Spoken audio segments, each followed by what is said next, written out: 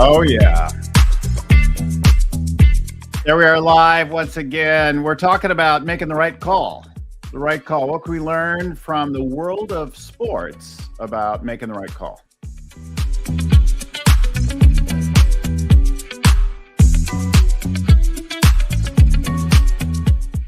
Hey everyone, I'm Bill Gallagher, your host, scaling coach, host of this Scaling Up Business podcast. And our show comes to you every week with something to do with leveling up your business and your leadership. So all the things that you might want to know, lessons, examples, stories, messages from other coaches. We recently had Vern Harnish on, like all that. So all the shows and more, wherever you're getting this right now, YouTube, LinkedIn, Facebook, Spotify, Apple Podcasts, wherever it is. Like it and subscribe. You know what to do. Turn on your notifications if you don't want to miss an episode. But we love to bring a show, at least one show every week. You'll find all our back catalog as well as information about our programs, our public workshops, our coaching offerings, all that and more at scalingcoach.com. Scalingcoach.com is where you'll find all the groovy stuff that we have, and in all these years of working with clients all over the world in growing their businesses. So if we can help you go there. So I'm joined now by Sally Jenkins. Sally's an all-around badass woman in the world of, in particular in sports journalism. But she's a Washington Post columnist. She's been a featured writer. She's got a new book out, The Right Call, that we're talking about today.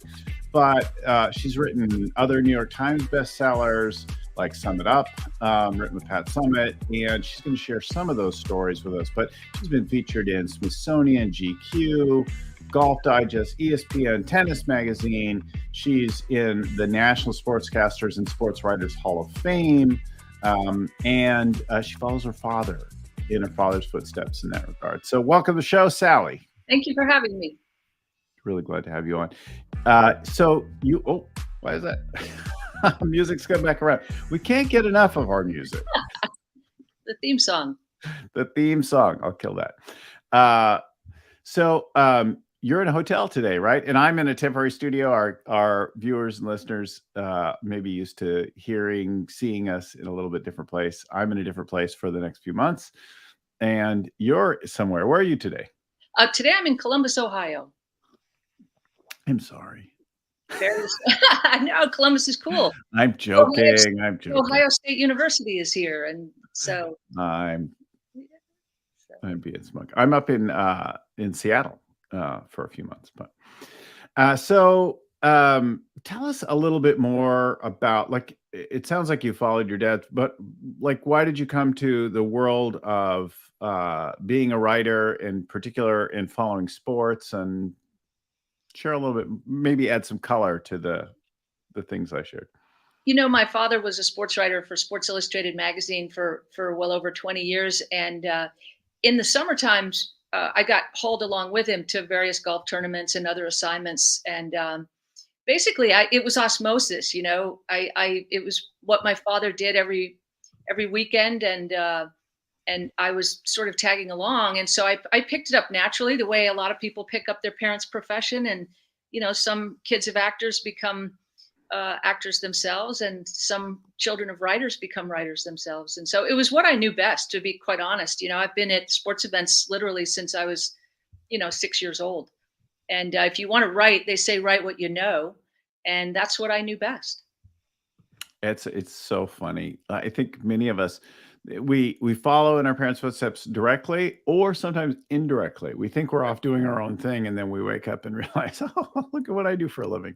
Yeah, and some of those things start flying out of your mouth that, when you were a kid, you rolled your eyes, and now you hear yourself saying them. It's coming out of your own mouth. Right. It was my father really made it look like a very glamorous life. I mean, to me, growing up, being a sports writer meant you got to go to Europe.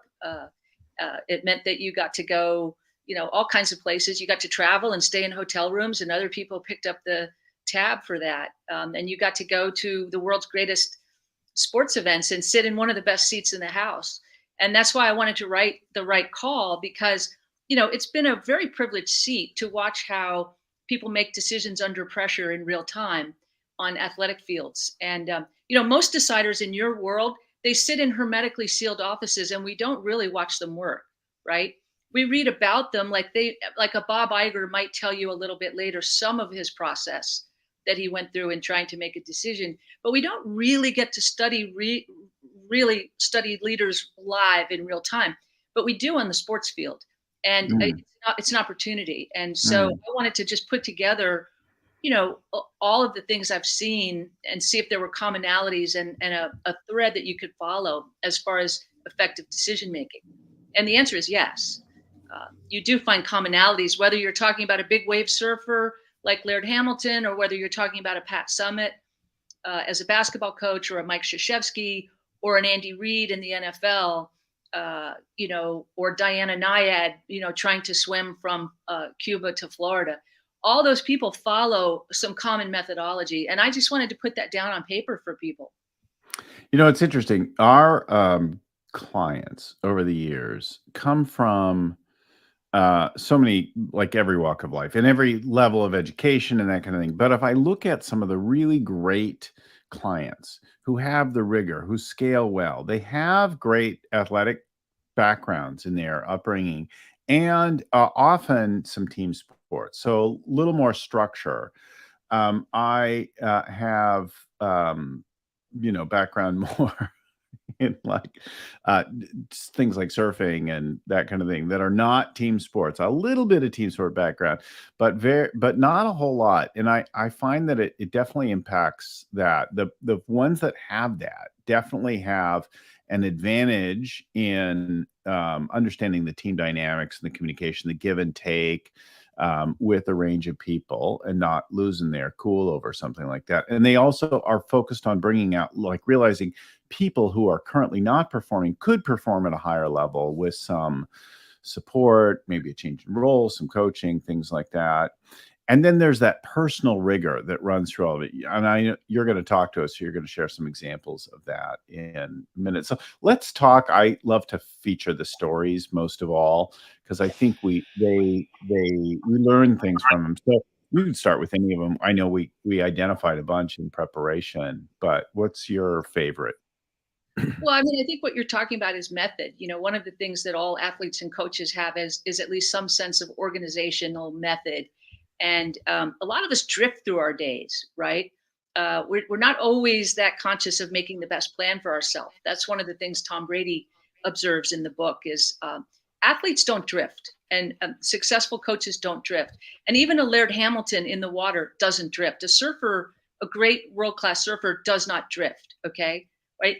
They're making decisions. And one of the first things I would say, even if you watch a Steph Curry or a LeBron James, those people are making micro decisions every single second.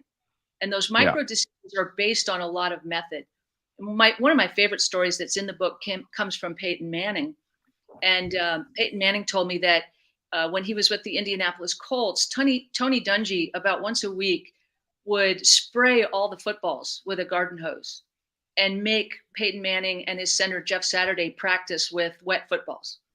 And Jeff Saturday said to Peyton Manning at one point, he's like, this is really stupid. We play in a dome, for God's sake. Like, why are we practicing with wet footballs? And, Manning kind of rolled his eyes and said, well, I don't know, Jeff, maybe there could be a leak in the roof someday. Well, they go to the Super Bowl in Miami, and there's a historically unusual rainstorm on the day of the Super Bowl. And Manning wakes up that morning and opens his hotel curtains and sees it's a monsoon outside. And he realized this is why we've been practicing with the wet footballs. And basically, that day, Manning and Saturday managed to run their entire offense without fumbling the football. The Chicago Bears, their opponents, fumbled twice. And it's the Mm, deciding point in the game. And mm, so that's an instance of Manning was very big on understanding that preparation diffuses pressure. mhm. And what Manning says in the book is pressure is what happens when you don't know what the hell to do.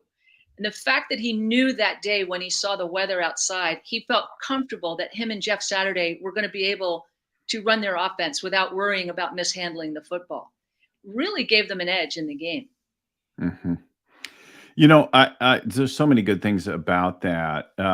that come to mind, but immediately I think about with our CEOs is preparing for maybe something even worse or different than you are expecting. And I've done a number of times where I'll invite a CEO or some other leader in the company to role play with me, right? And then I'll play their counterpart or whoever they have to negotiate with or pitch or whatever, but I'll play it like in the very worst way possible. Like whatever you're worried about, like I'll just be that, again and again and again until you're so loose with it. Like, and then of course you get in the day and it's a whole different thing, right? And presidential candidates do that kind of work when they prepare to debate someone, right? They have somebody play their opponents, and play them in an obnoxious fashion, right?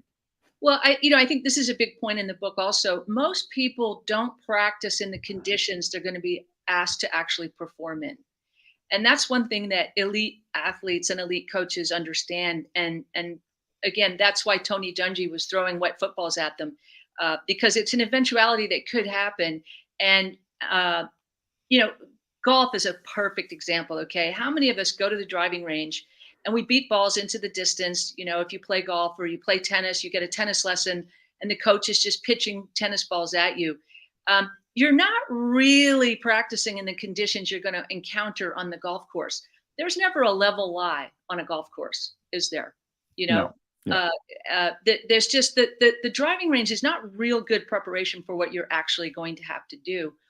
So a lot of us, if you're preparing for a meeting, we spend a lot of time maybe memorizing, thinking about the points we want to get across. But what we're not doing is thinking about how we're going to feel when we don't have much time to make a presentation. So we should put ourselves on the clock more, the kind of thing you're saying. We should practice in more adverse conditions in general for what we do every day. Well, the other thing there is just practice, right? Practice this way, practice that way, practice a whole bunch of different ways, right? Vary at the stress things. That makes a massive difference. A massive difference. And, there are, I think there are instances in sports that you can watch where you understand that, athletes practice deliberately in a way that the rest of us do not. Most of us, like if you play guitar, you practice guitar until you're pretty good, but you're not going to the extent that great athletes and coaches are going. They actually begin what's called deliberate practice, which there's been a lot of social science about. And deliberate practice is a much more refined practice.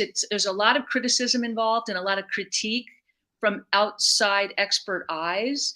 And so a Steph Curry for the Golden State Warriors spends a lot of time working on his non-dominant hand, for instance, on his left foot.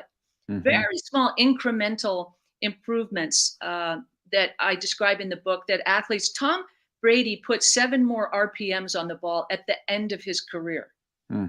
He was a much more accurate quarterback at the very end of his career than he was on the front end of his career. And his throwing coach, Tom House, told me Brady was willing to work for the 1 or 2%. The rest of us are looking for big percentages, magic bullets. We don't understand as well as we could the incremental improvement. 1 to 2% over several years, that's a 10% improvement. That becomes a big number. But it takes some years of incremental improvement to get there, which Tom Brady was willing to do to an almost obsessive degree.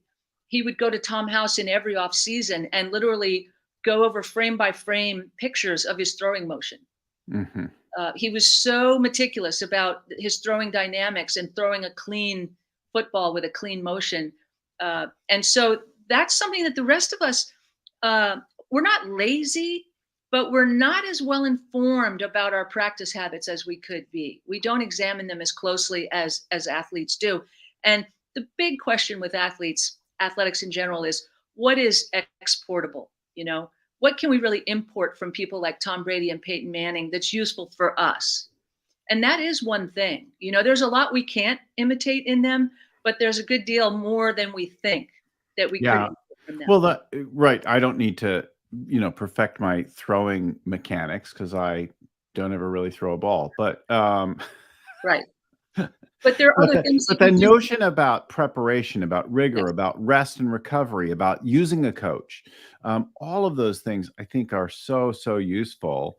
That no, like I was talking with a friend recently who was getting ready to, who was developing and going to start delivering a new workshop, and I'm like, they were asking how to prepare and that kind of thing, and I talked about all the different components and then what to go through, and I said, one of my favorite things to do is learn from acting is mirror work. So you got a new thing you're going to give it to yourself in the mirror like 10 or more times, and it'll seem tedious and repetitive and irritating, but at some point in the process you want to get good at connecting with the other human being in the mirror, like being able to deliver your lines with intention, with clarity, with connection and humanity, right? Like I, Yeah. that's really powerful. And at some point, you may have a fairly emotional moment in something like that. But like that, like get that, especially the key parts of something, right? Right. Well, we don't really practice talking in front of crowds, do we? Or talking in groups, Right. do we? We Right.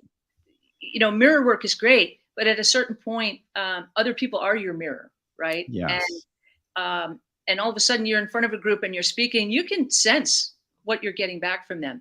And coaches, what's really interesting in If you have the bandwidth to yes, pay attention to them versus be in your own head, how am I doing? Did I get that right? What am I supposed to say next? Right? That's when you go off. And people will say, well, I'm not present, right? Is a way of saying that. That means you're somewhere up here in your head. I'm pointing my head, and you're not actually out connecting to that person.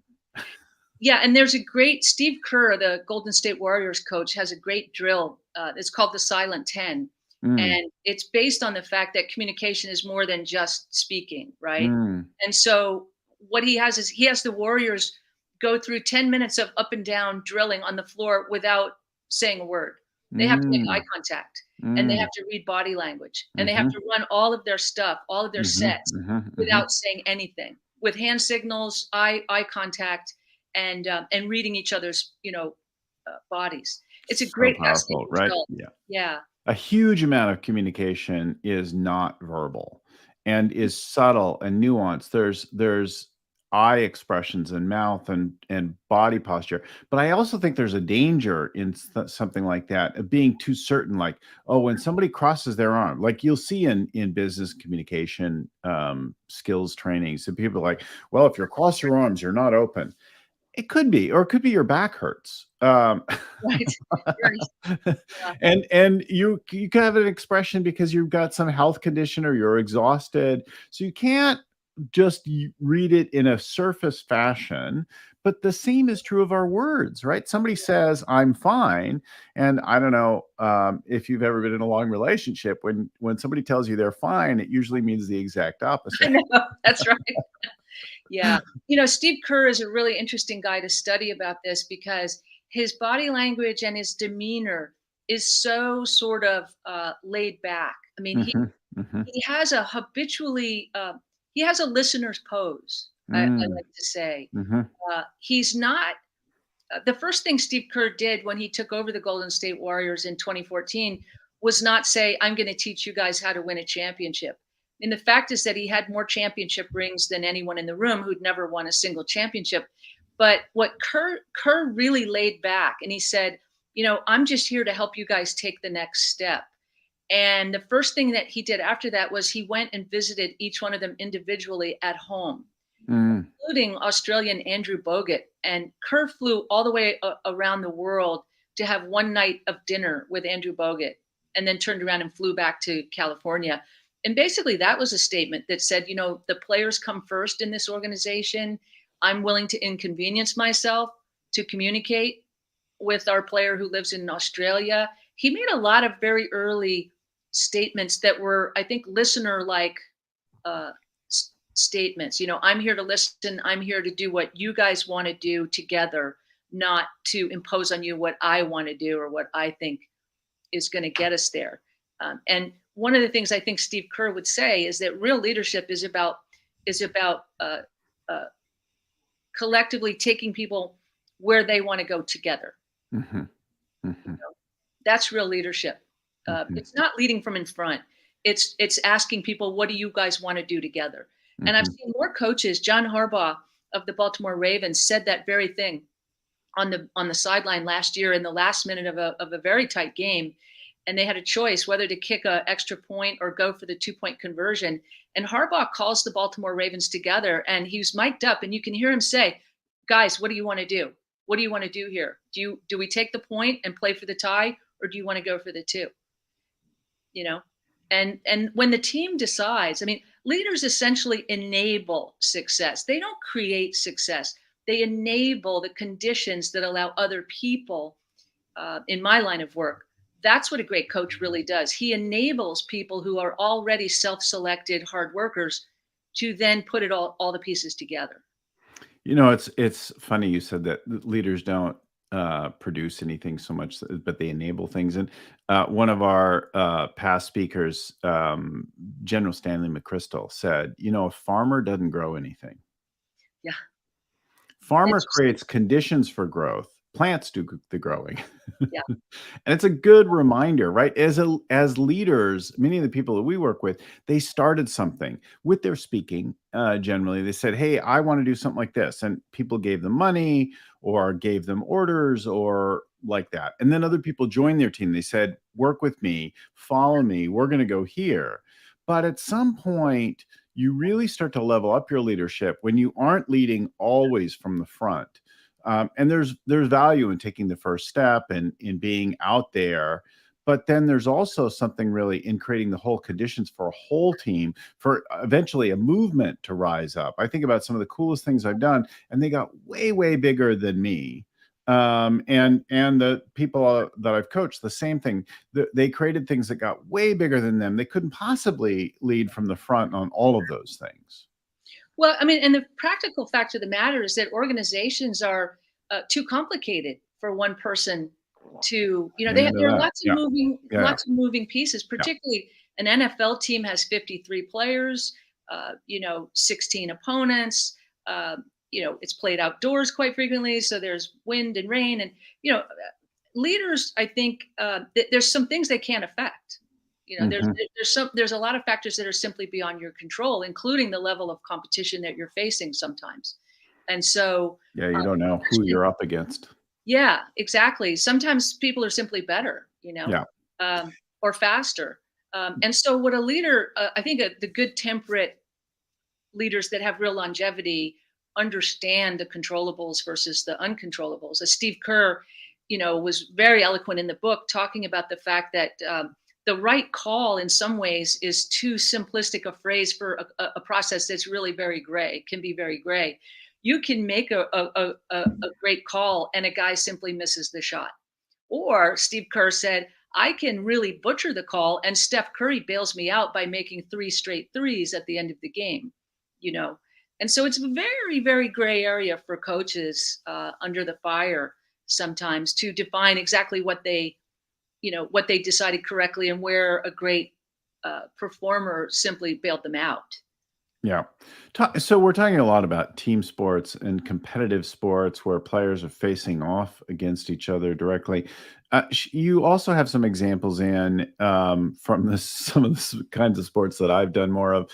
Laird Hamilton and Diana Nyad. Talk about some of those individual performers and what you learned from them. Laird Maybe start Hamilton with is Laird. Yeah. Yeah, Laird Hamilton might be the most fascinating athlete I've ever talked to. He's he's very eloquent about subjects like fear and risk. Mm. And one of the things that Laird really explains in the book is that your body doesn't know what's stressing it. Really, your body doesn't know whether you're having anxiety because you're in the ocean with a really big wave coming at you, or if you're having anxiety because your 16-year-old daughter left with the car keys like 3 hours ago and hasn't come home yet. Like your body doesn't necessarily distinguish between those two things. And so Laird is very clear that you can actually train for stress. You can condition yourself to behave better under stresses. And you can do it with things like heat and ice. I mean, one of the Hmm. most interesting things that Laird does is he trains himself to deal with his physiological reactions to stress with ice baths and saunas, because neurologically, your body is responding in the same way that it's going to respond when you're stressed. And so Laird actually trains a lot of different types of performers with coping with neurological stresses, from NBA players to Hollywood producers, out of his home in Malibu. Uh, and I think that Laird's wisdom about fear is something that anybody can borrow from. I mean, one of the things Laird says in the book is that it's not the high performers who have the most to learn from exploring dealing with fear better. It's really the rest of us who have so much room for growth in that area. We spend a lot of time seeking comfort, and comfort is not the only thing worth seeking, is what Laird would say. Uh, there is I love that, right? Like there's a time when you want to sit on the couch, when you want to do something nice, when you want to have a glass of wine, when you want to seek some comfort. Go take care of yourself, get a massage, have a good night's sleep, right? Get the best mattress you can get. Like, there's plenty of room for comfort. But if all we lived was like coddled and comfort, like on the couch, then you just die of a heart attack, right? right. When your fat body finally gave out. But like going into something like exposing yourself to cold water, super empowering. I swam for quite a bit in the San Francisco Bay, and have done the swim from Alcatraz a whole bunch of times. And I remember very well the first time I went in, my feet were icy. And then though, as I waded deeper, the water got up. Finally, it hit my genitals. Like, what am I going to say? Right. And that was like, whoa, that's cold. And then I'm like, oh my God. And then, so now I'm tensing my body. And then finally I immerse fully. And then eventually I stick my face in. But when you stick your face in cold water, in particular, you hold your breath, right? And you can't really swim well if you're holding your breath, right? You need to pause and breathe. So forcing yourself to accept the cold and breathe again is a big, like, reflexive kind of thing to train, to get used to, right? And then that translates, because after a while, then now I'm just driving across the Bay Bridge in a very comfortable car, and I look down at the water and I know I have swum out there in the middle of everything with jellyfish and all kinds of crap. And who knows that, there are definitely sharks out there. I haven't seen one, um, but so you're out there, and sometimes I can't see anything because there's fog come in and that kind of thing. But then yourself as that person, and then you go to a meeting with a banker, and you have some steely resolve because you're like, yeah, I was swimming out there. I know that's who I am, and I can deal with this conversation, right? Sometimes that adapting to that stress gives you some personal power. So Jimmy Johnson, the race car driver, makes a really fascinating point. This actually doesn't wind up in the book, although I talked to him for it. But Jimmy Johnson said, look, you have to condition yourself to speed. Like, if you're used to driving 60 miles an hour and you get in an Indy car going 200 miles an hour, your synapses won't be able to cope, right? And so it's important to subject yourself to a certain amount of conditioning for stressful situations, because, as one of the neurologists that I quote in the book says, stress is nature's way of helping us rise to a moment that matters. Mm-hmm. Okay. And so it's not just that you'll be coddling yourself and you won't have much of a sense of accomplishment. Your body releases chains of incredibly helpful, chemicals to help you deal with. It sharpens your senses. It makes you more acute, more focused, all of these things. And so what a Laird Hamilton would say is, we're meant to experience a certain amount of stress and a certain amount of fear and a certain amount of anxiety, because it's nature's way of training us into resilience. And it's nature's way of helping us make decisions under pressure, learn how to make better decisions under pressure, manage ourselves. Yeah, it's outstanding kinds of thinking. Like, you could take stuff from one realm and then apply it to a whole other, and you'll see those benefits show up later when you need to do something. And in ways that I think are hard to predict, right? Right. Being a dad or a mom, like taking care of a child, taking care of a sick person for a period of time. Then you go put yourself in a business situation or something else, and you'll be surprised that you didn't develop some capacities and some character in that moment that are so useful. Yes, and like one example that Laird Hamilton gives in the book is he says, my body doesn't know whether I'm anxious because I'm in the ocean in some dicey wave conditions, or whether I'm standing in a room talking to a bunch of business people who don't respect a surfer. Yes. you know, again, your body doesn't necessarily know to differentiate, and so Laird's experiences in the water have helped him certainly cope with becoming a businessman, becoming an entrepreneur, sticking to stand-up paddleboard surfing when everyone in the world was laughing at him and saying, "Oh, that's a ridiculous endeavor." And now there's hundreds of millions of those things around the world. Another example I'm working on right now, a story about Martina Navratilova and Chris Everett have both been dealing with cancer in the last year.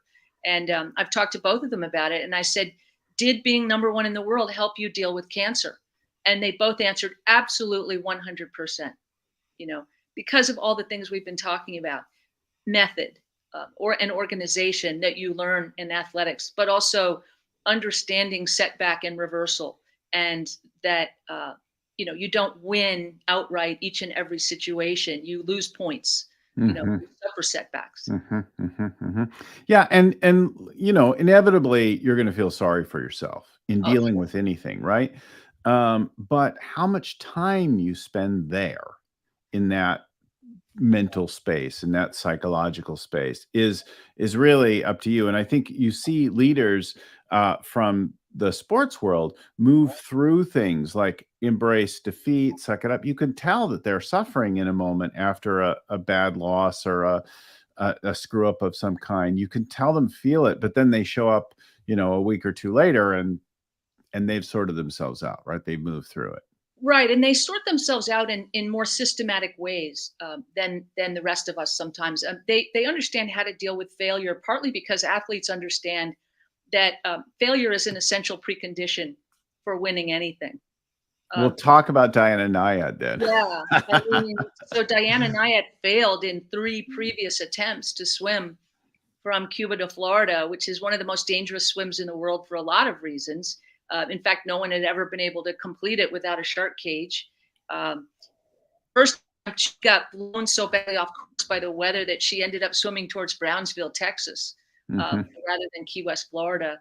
Uh, and she came back in her 60s to try it again because she was very aggravated by the notion of premature people. We tend to prematurely age athletes. We prematurely age we're very ageist in our, I think, approaches to, physical um, wherewithal. I mean, everybody wanted to force Tom Brady into retirement years before. I mean, he still has a lot left in his arm, frankly. So Diana was partly aggravated. She wanted to show that a woman in her 60s could do this. Um, but uh, the realm of problems that had to be overcome logistically in that swim, from box jellyfish that stung her in the face and the back, to currents that would blow her off course, to storms in the middle of the night, to literally, having to have a shark patrol circle her in kayaks to ward off sharks. I mean, the range of problems that she overcame was truly monumental. And she couldn't have done it if she wasn't reconciled to the fact that failure was at least a significant possibility, if not probability. It was the endeavor for its own sake that really interested her the most. And her swim director, Bonnie Stahl, who was a close friend of hers, by the fourth attempt was really afraid Diana was kind of crazy, and tried to argue her out of going for it one more time because, as Bonnie put it, she didn't want Diana to look like the crazy cat lady. You know, And she that's often the way does. to put it, right? Yeah, she was the whole thing was beginning to look pretty nutty, right? Mhm. And so For she said, sure. Diana, like, what if you don't make it this time? And Nyad just looked at her and said, so, you Yeah. know, Yeah. she was willing to put up with it. And so athletes are a bit like engineers or entrepreneurs in the sense that they understand that stressing something is the only way to improve it, right? Yeah. And The other thing, so I watched the documentary of her swims.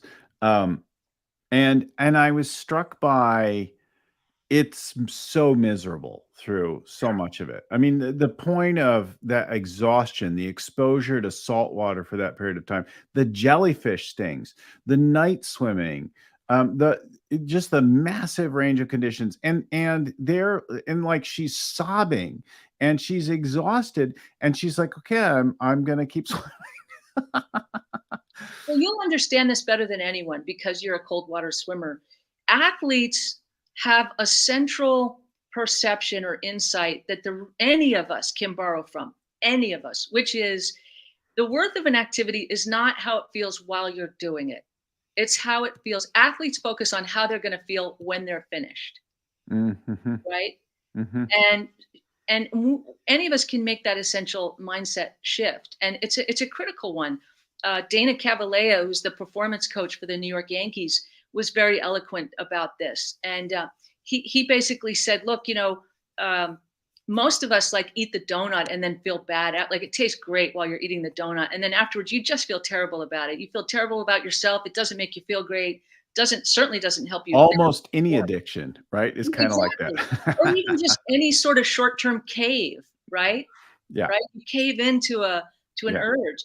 I mean, there's a mountain of literature, and you may be familiar with some of it, that shows that what they call delayed reward gratification makes for better decision makers. yes. Uh, People who can hold off on that instant gratification tend to save more money, tend to make better, business and banking decisions.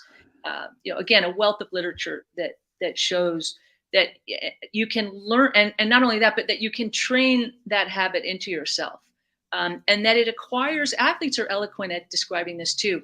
There is a kind of a something almost like compounding interest when you Mhm. can build a good habit. Um, it makes it easier to do the next time, and then the next time, and then the next time, and you become more disciplined and a bit more habitual in everything you do across the board. And so good habits and delayed reward. uh, Tom Brady is willing to work 2 or 3 years for the 1 to 2%. That really does compound over time, and that is one thing we can all take from them, is that mindset. Don't focus on how it feels right now in the moment. uh, Yeah, Focus on how you're. delaying the gratification, thinking about the end result. I think there's something, though, to be enjoyed. Like, when I have anytime I've done a longer base swim, well, actually any base swim, or other place, I'll pause in the middle. Now, if you're in a race, you might not pause, but any other time, I'll roll over on my back, I'll stop a minute, I'll look around, I'll take in the scene, and I'll think about, like, what is this thing? The same thing true with, like, running, right? The first 30 minutes of running for me are always pretty miserable. But Right. then I start to get the endorphins. I start to feel kind of good. And then after a while, I kind of feel like, in a couple hours in, I generally don't want to stop.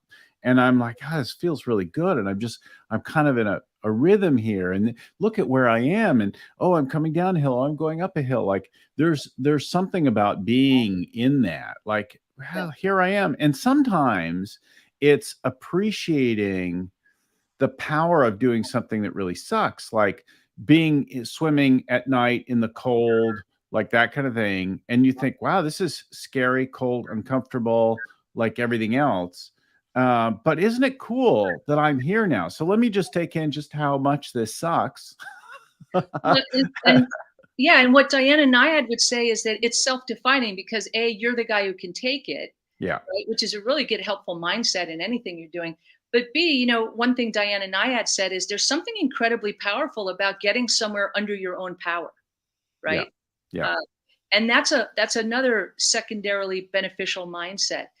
Dana Cavaleo, who spent a lot of time as a performance coach for the New York Yankees, he has said that he cross trains CEOs. Like he's the kind of guy, he can train the New York Yankees and work with a Derek Jeter for years at a time, but he also works with CEOs, and he tries to help them get more in command of it's basically sort of training CEO fitness, not for endurance swimming, but just basically for good decision making, for dealing with all the stresses they have to deal with. And one of the things he finds is that the hard chargers and the real type A personalities train terribly, right? They work, way too long hours. They eat terrible. They don't get enough sleep. They're not real systematic in their habits. And the first thing he has to teach, entrepreneurs or CEOs is getting command of their schedule, Mm-hmm. right? And approaching things with a better, more systematic method. Derek Jeter, didn't work 18 hours, Mm-hmm. right? That's not what Mm-hmm. made him the greatest statistical ball player, in New York Yankees history and an 11-time captain. What made Derek Jeter was his day after day after day routine. And Mm-hmm. tedium is not something people want to talk about, developing a tolerance for tedium. But as Dana Cavalea says, of the New York Yankees, what makes a great ball player, it's not who you are today. It's can you be that guy the next day and the next day and the next day and the next day. Yeah. Let me tell actually about the flip side, and then let's do a little some of the takeaways from this. Before we do that, let me just shout out a couple of people. First of all, my friend and mentor, Vern Harnish, who created the Rockefeller Habits and the whole scaling up framework of which this show and my work is a part. I want to give thanks to Vern Harnish. And then to my producer and assistant, Wanda Mitchell in the background, who gets our guest and our show ready every week. The folks at Podfly Productions who put out our show each weekly and get our show notes prepared and get everything out. It takes a team to put this thing together. I just get to do the fun part, this part, the part that I love to do. So it takes a team to put all that together. And if we can help you in any way, a good email for us is info@scalingcoach.com. If you want to send us a note, if you want to give us some feedback, if you'd like to hear more of something, we got some feedback last week from a couple of listeners, viewers, about some of the topics that they'd love to hear more of that we've covered before, but they feel like there's more ground to cover there. So I love to get that. If we can help you find a coaching resource or something to deal with something in your area. And of course, you can find our website at scalingcoach.com. If you want to do something nice for us, a solid, then give us a review on whatever platform you get the show from. So give us a like, a thumbs up, but the reviews, if you're on a place like Apple Podcasts, are really helpful for the show. So that's the shout out to all of those folks. And then, so the couple of things I noticed, one of them is like the negative examples. So when I think about the people, the leaders that I've really watched struggle, that have screwed things up, that I've worked with, along with the ones that have been really great. The ones who've sucked have tried to be Superwoman or Superman. They've tried to do too much of it themselves. They've tried not to take care of their sleep. They focus only on the new things and the leveling up. They're like focused only on the problems, and they're charging into things, and there's no cowbell. So they are not celebrating the wins. They are sending people emails at 3 a.m. They're trying to get by on 2 to 4 hours of sleep a night. They're got their hands in everything. These are leaders that don't do well again and again. So, and we've been talking about the opposite side of it, but I want to tell you, I've watched a lot of it go the other way. And sometimes people catch themselves and then make a shift and start to put in the routines and the discipline and the boring, recurring kinds of things and the rest and all the other pieces, the family time, the thinking time, and not just more doing. Yeah. Super powerful. Yeah. So some of the things that you've called out that we heard is like regular conditioning, regular practice, having discipline to do these kinds of things, building the culture in the team of it, taking advantage of the mistakes as well as the others, learning from all of it and bringing the intentionality to it. So some of the things that I think that we heard. The book is out now or shortly. It's out by the time you listen to this on Apple Podcasts or Spotify. If you're watching live, it's a couple weeks till it's out. But it's The Right Call. So wherever you get your books, Amazon, bookstores, etc., The Right Call by Sally Jenkins. Sally, thank you for joining us on the show. Thank you for having me. It's been a real pleasure. It's been a pleasure being here. Enjoyed the discussion.